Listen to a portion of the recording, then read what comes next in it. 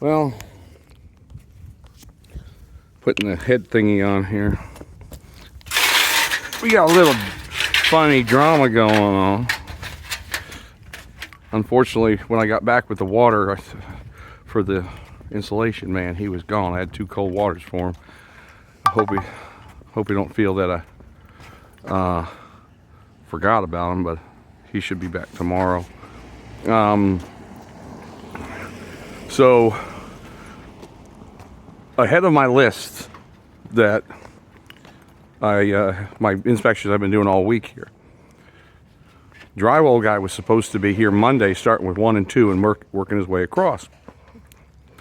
You might have heard me reference Eric, my drywall guy. Well, he put in his 2 weeks notice a couple weeks ago.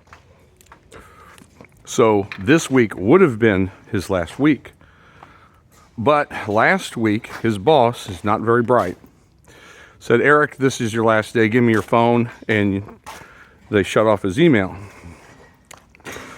So I was emailing during the week. Hey, Eric, what's going on? Now, the funny thing is, Eric has started his own drywall company.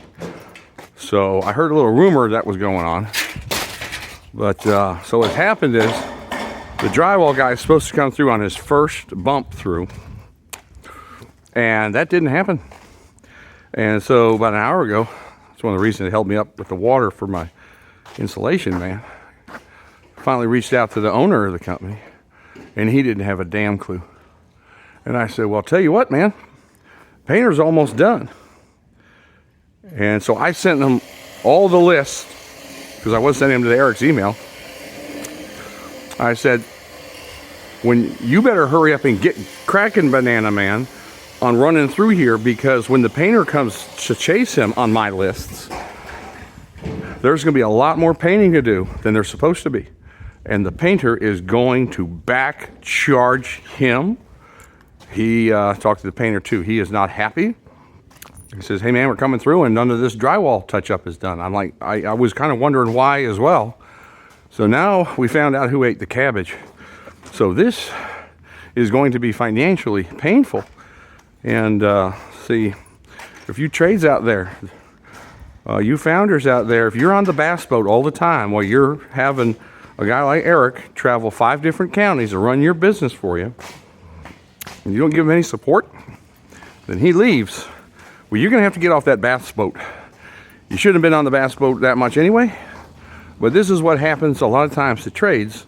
Is sometimes the founder thinks, oh, I got a couple big contracts with some major builders, I'm good to go, I hire the right people, and I'll get on the bass boat and go chasing girls or whatever. He's in big trouble right now.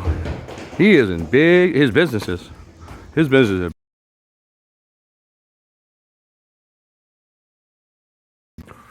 I think if you just could find a young man that's a worker and you don't pay him nothing and give him all this responsibility. Hell, I found out the guy didn't even know how to order drywall screws. He's in big trouble. So I went to purchasing, said, please, please, please, let's have Eric's new company do 16 and 18. That's what I'm working on right now. And that's going to be a hoot. That's going to be a hoot because there's a good bit of drywall that goes into just one of these buildings. Quite tons and tons and tons of it. And the owner of that company is he's probably in pretty big trouble. And one of the things you can anticipate on this is, since the owner does not even know how to order material, you can almost assume that other superintendents like me who have contracts with him, those contracts start going away. He's got to start laying people off in the office.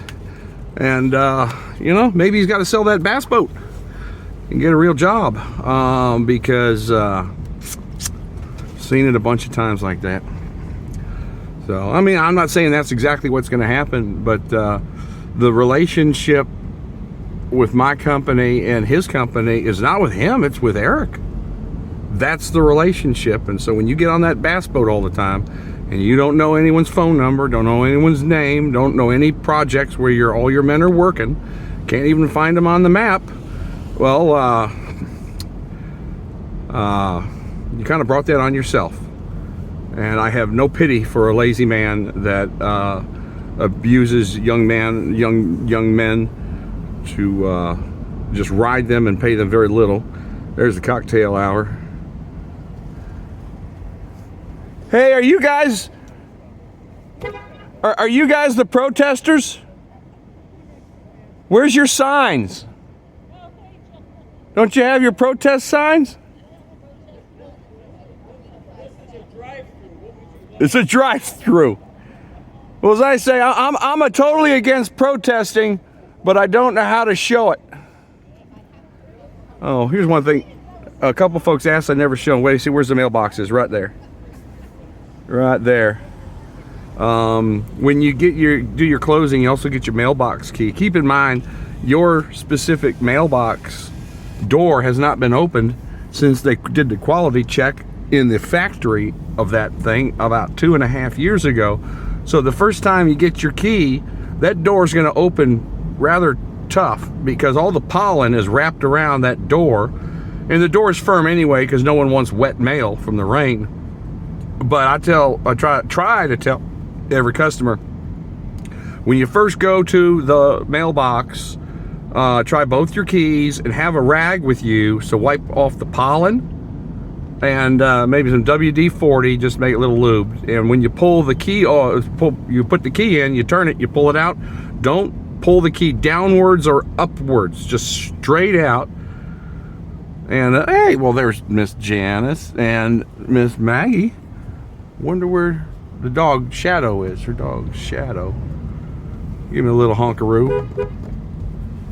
Hey, girls. There we go. Hope Shadow, that's her dog. It's like a greyhound dog, and hope he's feeling okay. She's usually walking the Shadow all the time. And there's just folks doing their walk, sitting, taking a seat on the bench. It's a real beautiful area. And anyway, I'm heading for a beer.